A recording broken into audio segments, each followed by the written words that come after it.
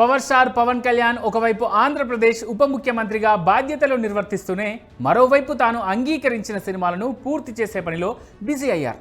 ప్రస్తుతం ఆయన నటిస్తున్న భారీ యాక్షన్ చిత్రం ఓజీ ఒరిజినల్ గ్యాంగ్స్టర్. ఓజీ నుంచి వస్తున్న అప్డేట్స్ అభిమానుల్లో అంచనాలను పెంచుతోంది.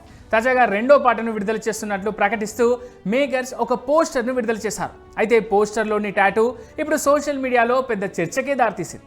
దర్శకుడు సుజీత్ రూపొందిస్తున్న ఈ చిత్రం నుంచి రెండో పాటకు సంబంధించిన పోస్టర్లో పవన్ కళ్యాణ్, హీరోయిన్ ప్రియాంక మోహన్ రొమాంటిక్ లుక్లో కనిపించారు.